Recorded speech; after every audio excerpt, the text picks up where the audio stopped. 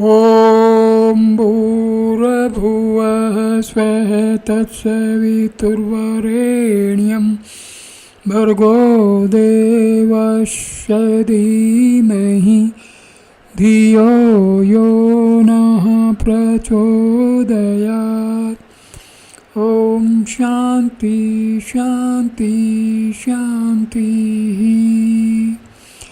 Namaste my dear friends.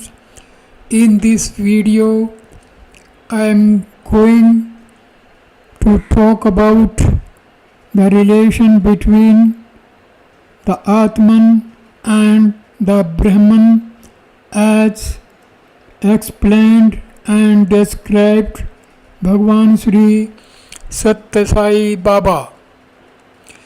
Being the tiniest among the tiny particles and being the biggest amongst the infinitely large things and being present and recognized as a witness to all the living and the non-living things in the creation.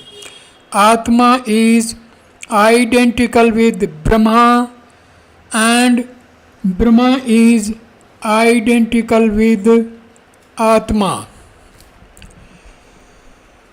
Now Bhagwan Satya Sai Baba addresses his devotees.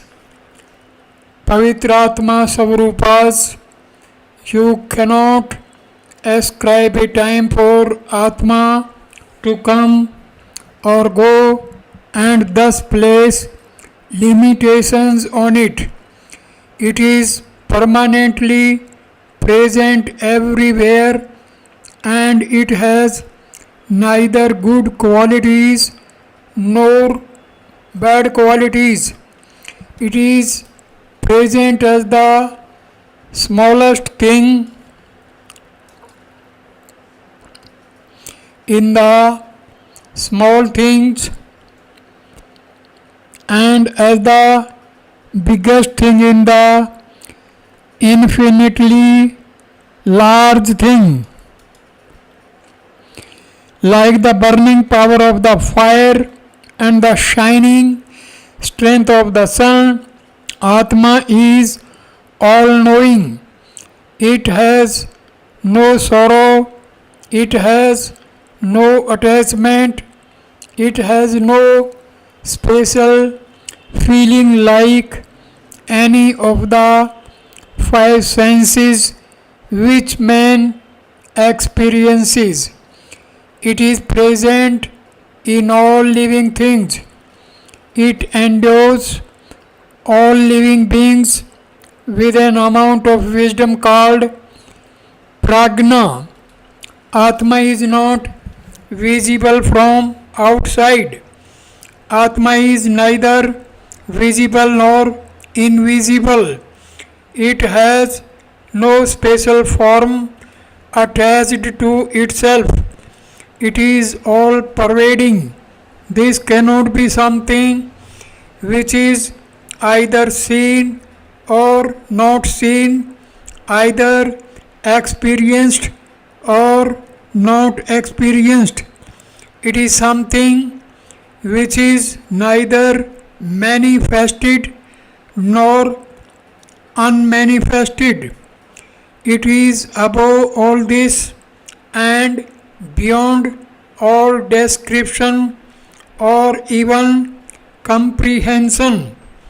Atma cannot be what we can hear with our ears, what we can feel with any of our sensory organs.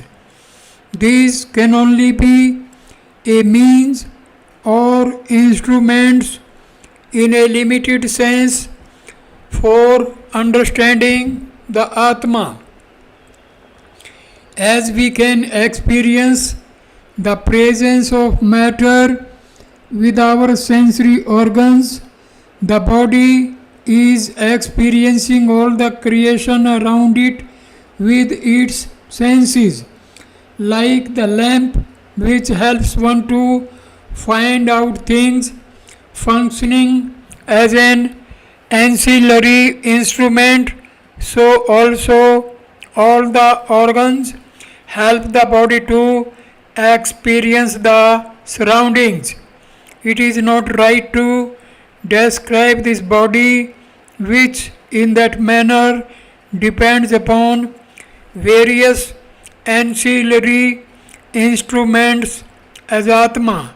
We now recognize that the mind, the intelligence, the body, the chitta, and anthakarna are all distinct from the Atma.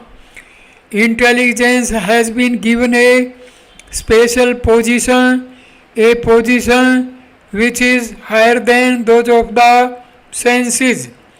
Here is something which can be called a clear piece of glass or stone. It is incapable of self luminescence since it has no shining or effulgence of its own. It can shine only when it is close to light. In a similar manner, effulgence is natural to Atma, and when the intelligence is close to it, it acquires the capacity to shine. Otherwise, we see that intelligence has no shining in it. Moon does not shine by itself. The rays of the sun fall on the moon, and the moon shines by reflection. In the same manner, intelligence is not self effulgent. As the knife can take sharpness with it, so also the knife of intelligence can take sharpness with it. This intelligence is also an instrument, and the sharpness which it gets also goes with the instrument. In that context, also, we cannot identify Atma with the body or the senses. In order that we may discover and understand Atma, this container, the human body, can become instrumental and can be helpful. We can control the desires which arise out of the sensory organs which are present in the body by exercising and disciplining the mind. Prema Savrupas. In the very first instance, we should try to understand the nature and attitude of the mind. Many times I have explained this to you. This is a door and there is a lock on the door. To open the lock on the door, we put the key inside the lock. If we turn the key towards the right, the lock opens. If we turn the lock towards the left, the lock gets locked. In the same manner, our heart can be compared to a lock. Our mind is like the key. If we put the key of our mind in the lock of the heart and turn it towards Paramatma, we get detachment. If we turn it towards the world, we get attachment. We should, in that context, make an attempt to put the key of our mind in the lock of our heart, and by using our intelligence, turn the key towards Paramatma.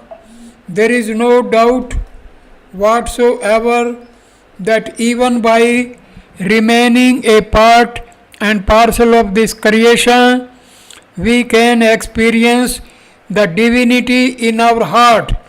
And as we mentioned earlier, if we get a tree, the fruits from the tree are important.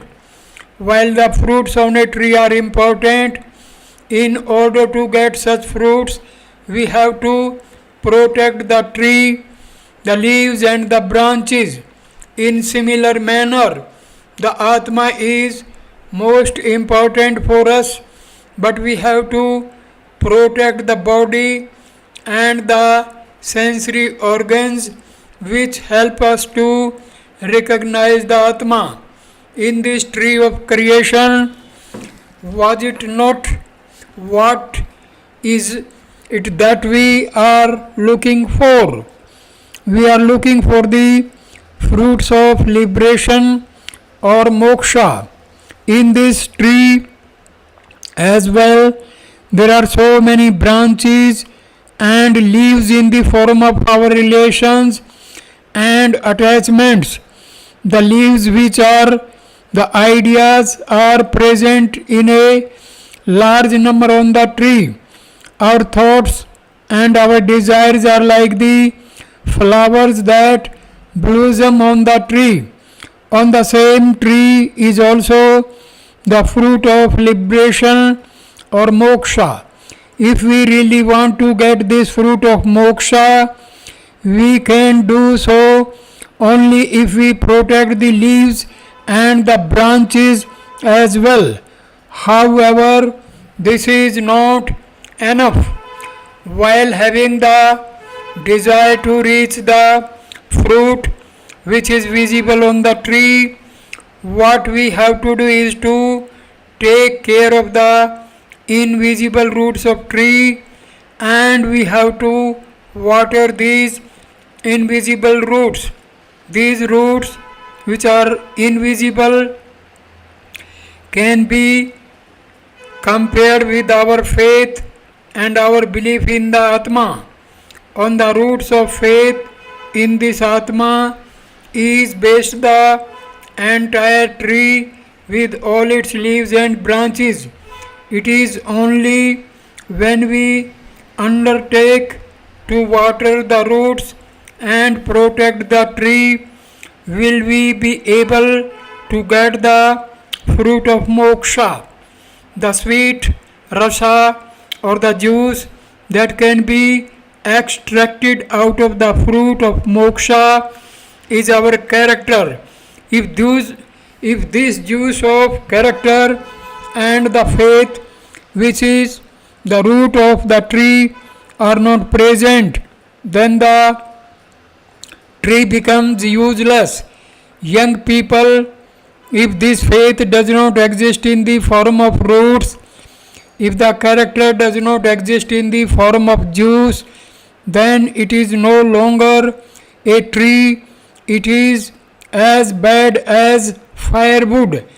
The first thing we must do is to promote our faith in Atma, faith in one's own self, and then we must try and reach the fruit of liberation. Lakshmana, Bharata, and Shatrughna, Lakshman, Bharat, and Shatrughna regarded this as important.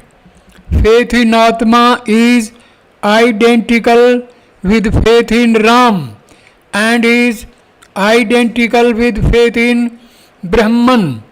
In the story of Ramayana, just as Lakshman was closely following Ram, so also Shatrughna was closely following Bharat. Such was the inseparable connection that existed between Bharat and Shatrughna. If Ram was not present, Lakshman could not be happy at all. In the same manner, if Bharat was not present for a moment, Shatrughna would be in a great sorrow. Like Lakshman, Shatrughna was also easily excited. When Shatrughna saw Manthara, his anger was so much that he caught hold of her hair and pulled her towards Bharat. Shatrughan was prepared to kill Mantra. On that occasion, Bharat advised Shatrugna that if he wants to get the grace of Ram, he should refrain from doing such harsh things.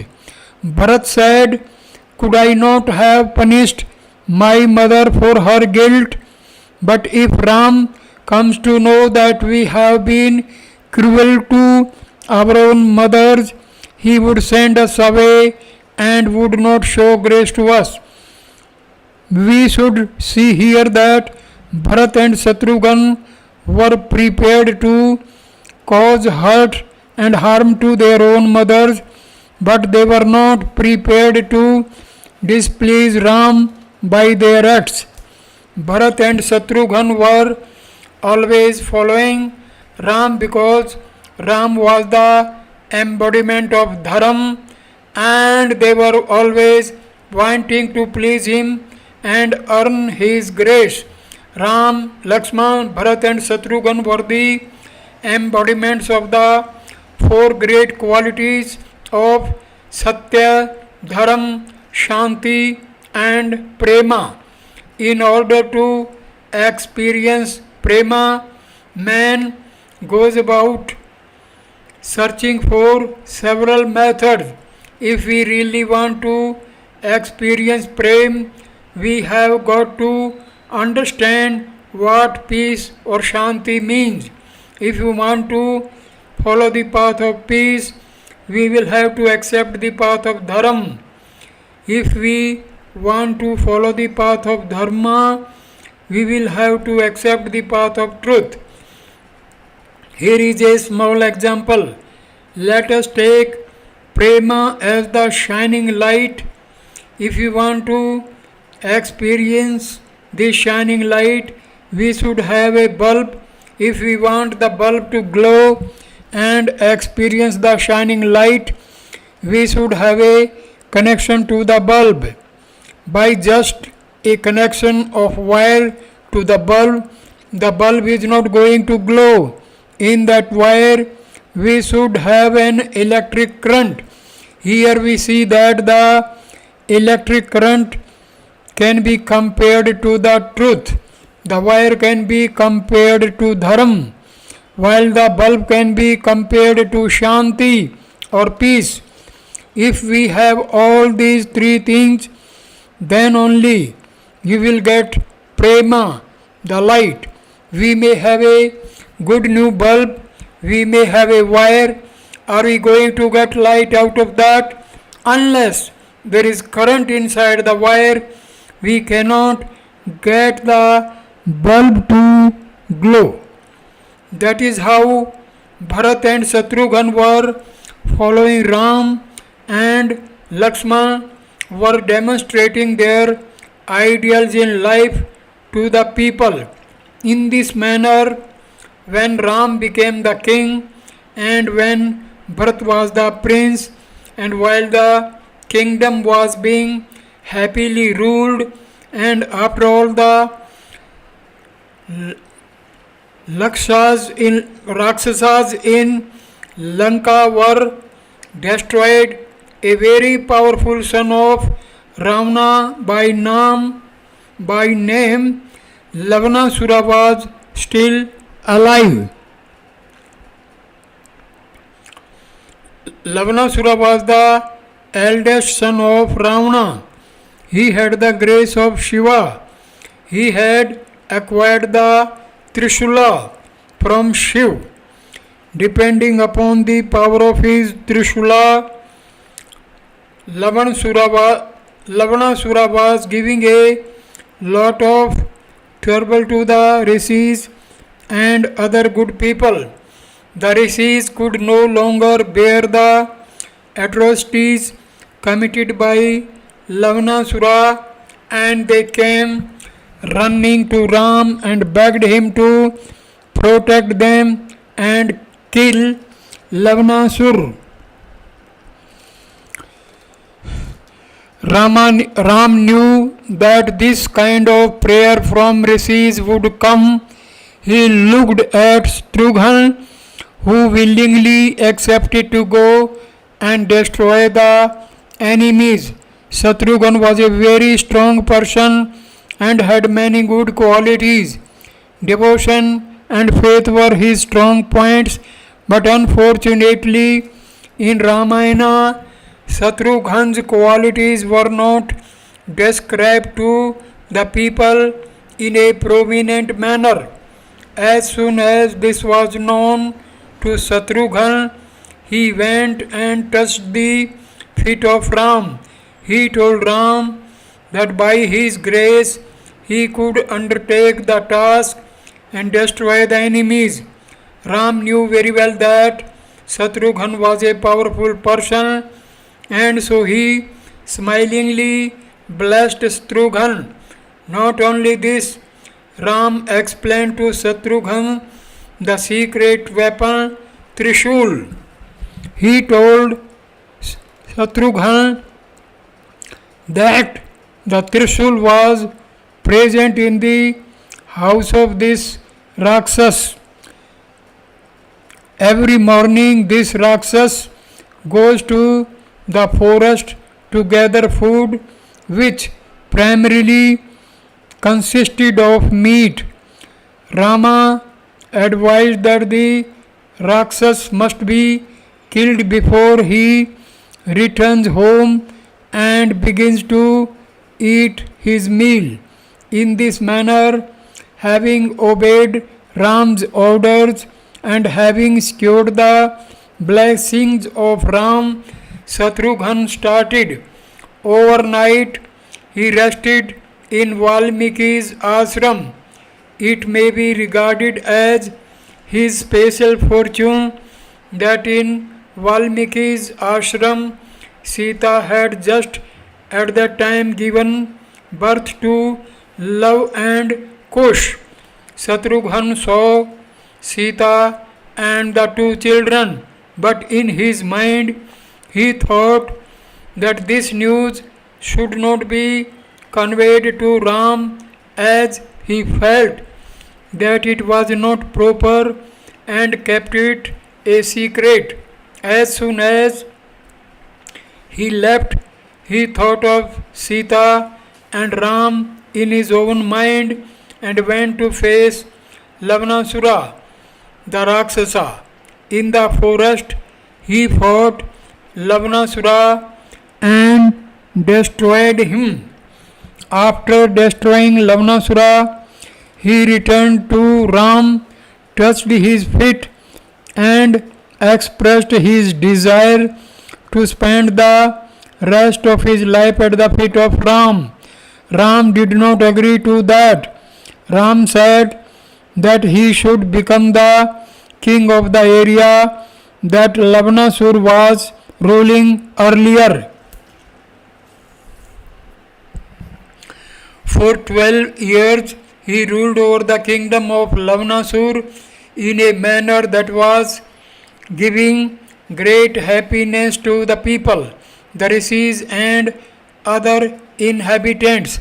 Shatrughan was unable to bear the separation from Ram for a longer period, and he was returning to Ayodhya.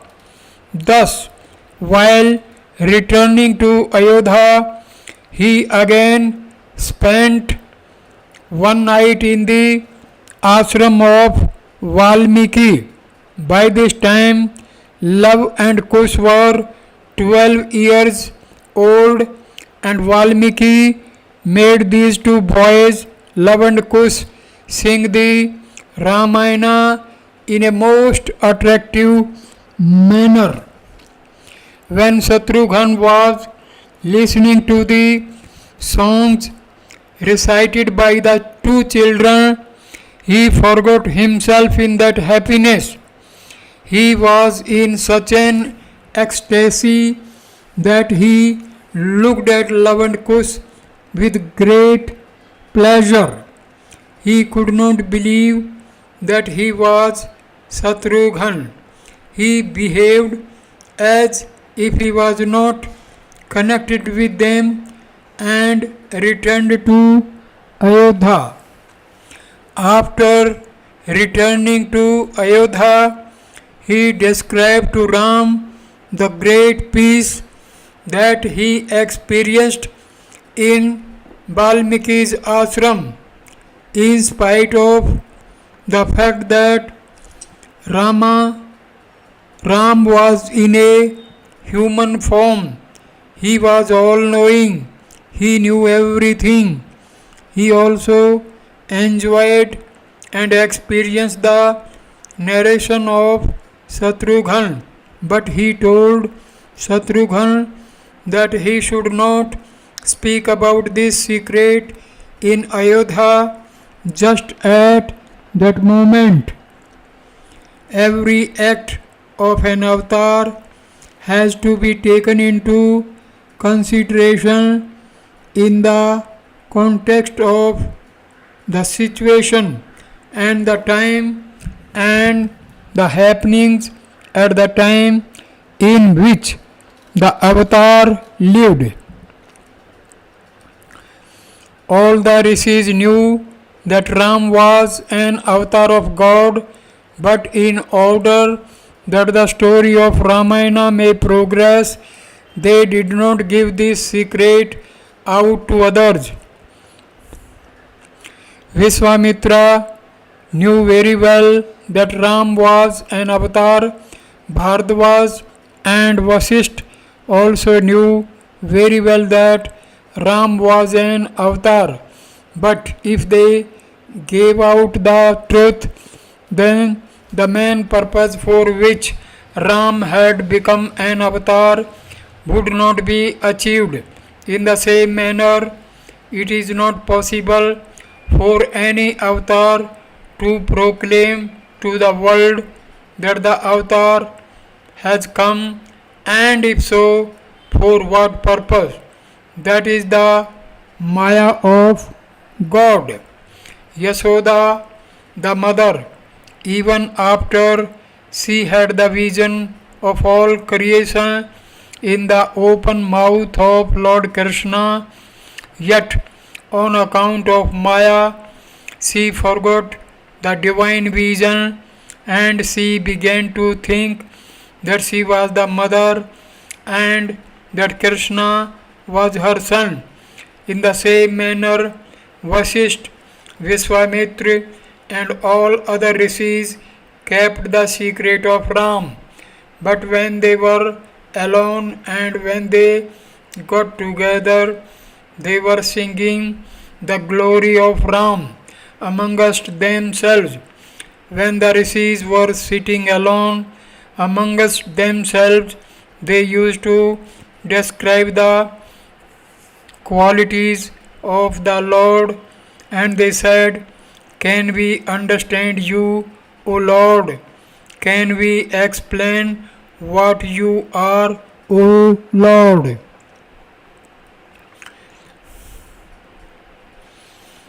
You are smaller than the smallest thing. You are larger than the largest thing. You are present in all the 84 lakhs of different living jivas.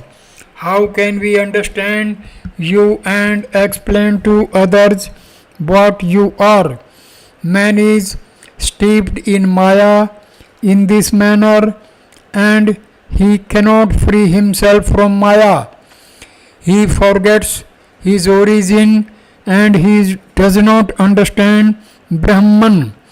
However, if this situation does not exist, there is no reason why Paramatma should come as an avatar at all. What exists as a reality is only one, but what we see is manifold. This one thing appears to us as if it is many. What is real is the Brahm Jyoti. This Brahm Jyoti is the Atma Jyoti. There is small illustration of this. We have a candle light here. we cover this candlelight with a pot which has 10 holes in it. On this we also put a thick Turkish towel. In that situation, the light that is inside the pot is not seen at all from outside. But if slowly we take off the towel with which we have covered the pot, uncovering each hole one by one, then we can see one light, another light as the holes come out one by one.